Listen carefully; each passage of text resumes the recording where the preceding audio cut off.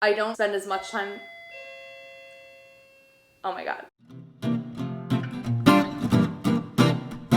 Hello everyone and welcome back for another Tier List Friday video. Today we're deciding to rank some clothing brands. Phenomenal, great, good, wearable, poor, textile waste. I've never shopped here, but I've heard good things. I've never shopped here, but I've heard bad things. I don't know anything about this brand. I love the detail in the ranking. We do have quite a few. I'm gonna be ranking the ones that I have clothes from, that I've worn. Listen, I'm not a fashionista. I'm wearing a backwards baseball cap. I'm not like an Anna Wintour, Vera Wang, Alessandra Michelle. Those are the three ones I know. American Eagle, I think like growing up, I was like, this is like heaven. I am so cool. American Eagle jeans are the best jeans for me. They're the only jeans that ever really fit my body. Anyone knows like girls have a hard time finding jeans. Genuinely like a very frustrating experience. With that alone, I'm gonna say they're pretty good. I think the style of American Eagle has definitely changed and shifted over time. I also do want to mention that some of these places I know use sweatshops in order to sell their clothes, and others I do not know. For example, like Forever 21 must be on here probably, right? No? Okay, great. Forever 21 is one of the places that uses sweatshops in order for them to sell their clothes so cheap. I apologize if I do not know that a certain brand does use that. I worked at American Apparel for a few years. American Apparel is really near and dear to my heart. American Apparel was expensive because it was all sweatshop free and made in the USA at the time. American Apparel clothing is truly stuff I wear every day. Like literally my shorts are from American Apparel. I guess I am biased because I did work there, but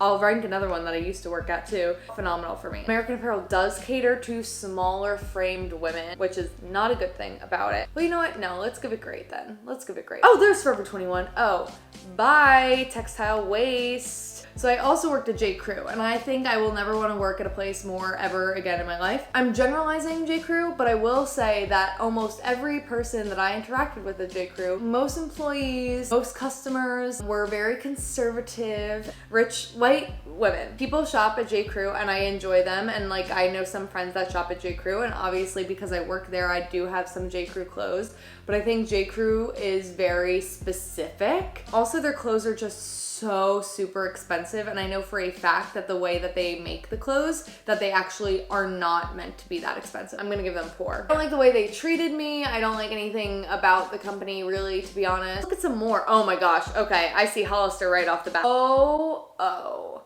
When you step into that place, you can't see anything, so good luck. I am a fan of the Hollister smell. Like I can literally smell it right now. I shopped there growing up. I shopped there when I was preteen and teen. Hollister and Abercrombie, it's so specific. It's like surfer. I was also like in New Jersey wearing Uggs. I feel like everyone wore like a Hollister graphic tee at all times. It was great for me. Abercrombie, it wasn't like as up there for me, but Abercrombie definitely was like, this is good. Lululemon Athletica. Are they the same thing? What's the difference there? When people say like Athletica or Lululemon, like is it the same thing but we just say it differently in different parts of the United States? Lululemon, I will say right now, so ridiculously expensive. I cannot believe how expensive they are.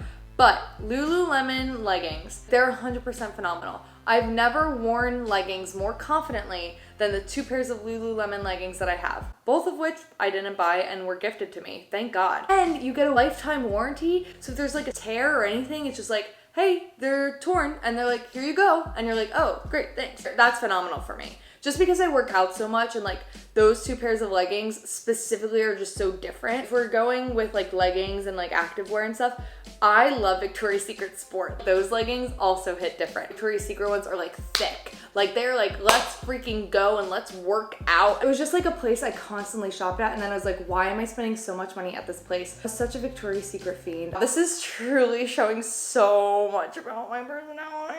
Madewell and Brandy Melville are like the same kind of tier for me. Well, actually, Brandy Melville can go to wearable for me because I love Brandy Melville personally, but what the hell are they doing with just like one size fits all? That is just absolutely not true. And also like their selection is very limited. It's this very specific look. A lot of my shirts are Brandy Melville, but one size fits all is such an odd way to market clothes. So I really like Madewell's clothes, but because they're a sister company to J. Crew, they get wearable. Because I just hate J. Crew, you guys. I never quit a job. And J. Crew was the one job I quit. I want J. Crew to see this video so they give me a lot of money to take it down. So I worked an overnight shift, which happened very often and very frequently. we would basically take everything off of the floor and put new stuff onto the floor. Because one time I did an overnight shift, so it was 11 p.m. to 7 a.m. where I was doing that and like folding all these shirts. Then at the end of the night, was asked to paint the front wall with my friend. This guy, we'll call him Dave. Dave and I, we hated J. Crew so much. We were like, we're gonna quit on the same day. He was my only friend there. We were asked to paint this wall and we were like, why are we painting a wall? I hated J. Crew. I guess I just like don't get the vibe of free people. Like I'd say they're wearable, but I just like, I think I do not fit the demographic of free people. Anthropology is also just like so expensive. Oh my gosh. I know this is clothing brands, but their candles are really good.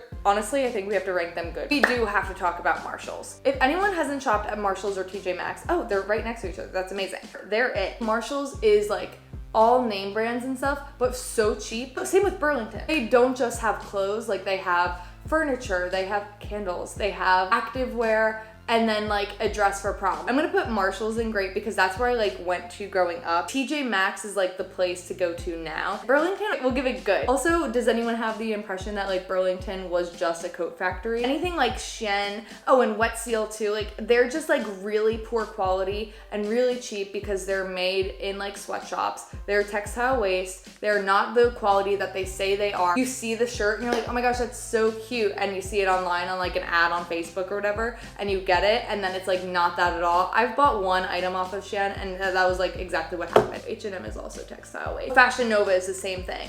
And Nasty Gal. I feel like this is good. I feel like this is a good list. I kind of want to keep tackling these, so like this video for part 2. Comment down below if you agree with any of my opinions. If anyone else has ever worked at J. Crew and has a really poor experience, I just really want to know. And subscribe if you haven't subscribed yet, because I post a video every single Monday, and during quarantine, I post tier list videos on Fridays. And I will see you next Monday. Boom, boom, bye!